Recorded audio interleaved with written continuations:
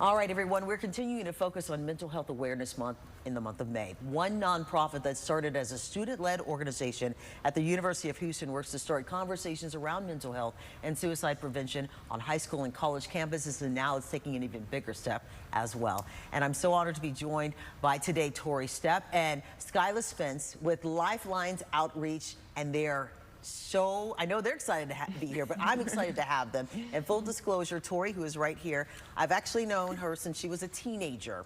So to see all of this in fruition is really, I'm excited for you. I'm excited for both of you. Because you're changing lives. So first of all, Tori, I saw you so long ago when you wanted to create this. And tell me now, and tell them why you wanted to do something for others when it came to mental health, but also suicide prevention. Yeah, absolutely. Well, I knew that we were already aware of suicide and that it's a big problem, but I feel like we needed to get past that awareness, and that's when the idea came of why not have students lead these important conversations?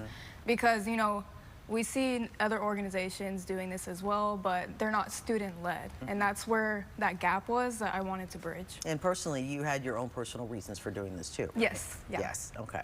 You can go into depth if you want to, but you don't have to. Just tell us why it's personally why this really gravitates with you. And Skyla, I want to get you to talk about that as well. Yeah, absolutely. So I lost two of my best friends in high school to suicide. The first friend I lost, we were only 14. And then another friend I lost was my senior year. He was only 18 at the time. So, you know, seeing how, you know, the students around me, how it affected them, how the schools were handling, you know, there was more that needed to be done and more prevention that needed to be done. And students stepping up is what really further. Yes. As a founder, when you found out, Skyla, that she was creating this organization, you stepped in and said, I want to do a chapter at the University of Houston. So tell us personally why you decided on top of that to be a part of this too. Yeah, of course. So when Tori originally brought the idea to me, I was super excited because I know the University of Houston needed a space like that where students could come and they can connect.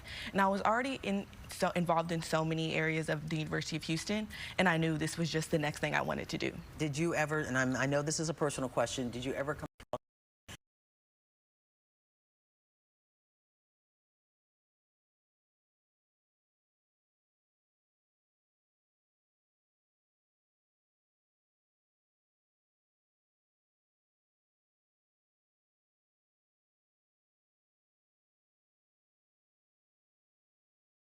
certain communities. So when the deaths hit the University of Houston, I saw firsthand how students were affected. And I knew as soon as Tori came to me with this, I was like, this is exactly what the university needs. And tell people how many years you've currently been doing this, because full disclosure, both of these two incredible ladies just graduated from the University of Houston, of course, and I love that. But now you've been doing this for how many years, and now you're taking it a step further? Oh my gosh. I think it's about to be 3 years, actually. Yeah, 3 years. 3 years from when we first registered the student organization, and then it's about to be a year being a nonprofit. That's wonderful, and congratulations on that. Thank you. Why go the nonprofit route? Well, I definitely wanted to continue with this after graduation. You know, we got feedback from other students that they were involved with other student organizations, so they weren't able to continue on with the student chapter. So I knew I needed a nonprofit so I can continue with this work after graduating. So after graduating, now that you both graduated, which I mean, they're both like giddy about it, I love it. It's so fresh, it's so new. You can take it a step further. Do you see this actually going to other campuses around the state and maybe even around the country as well? Oh, absolutely. Okay. Yeah. So, but you need some help with that too. Yes. So what can you tell the public? What can they do to continue to allow this program to continue on the campus and fully funded, of course, but also take it to the next step? What can we do? Well, if you're a college student, if you're interested in being a speaker, definitely reach out.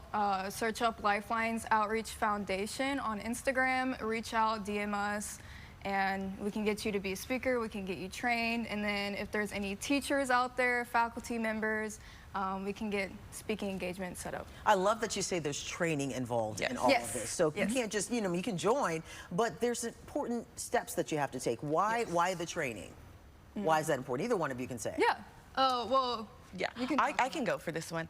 I think for me specifically, I wasn't sure like the certain language to use. I wasn't sure like body language, how to come if someone's coming to me and saying, hey, because oftentimes that happens after we speak at high schools, people will reach out and say, you guys just saved my life. You guys just, this was the wake up call I needed. And I don't always know how to respond. I don't always know how to answer. So the trainings were actually very extensive. They would go in and all possible scenarios, what language to use, how to interact, that sort of thing. That's wonderful. So if people want to get more information on either helping out to volunteer, to get training, to learn about the organization, or even make a donation, one more time, where can they go? Search us up on Instagram, Lifelines Outreach Foundation. That's fantastic. And that's it. And also, I appreciate the training because, to be honest with you, I don't think it should just be done in colleges. I think everyone needs to know how do you interact with somebody who is considering committing suicide or having mental health problems, because if we can all work together, hopefully we can dispel the myths behind it and stop it from happening in the future. Congratulations exactly. to both of you. Yeah. Troy, I'm so proud of you. Thank you so much. Congratulations. Thank you very Meeting much. And I can't wait to see what happens as it continues to get bigger and bigger and bigger. This is really cool. All right. Thank you so much. Appreciate it. Thank you. All right.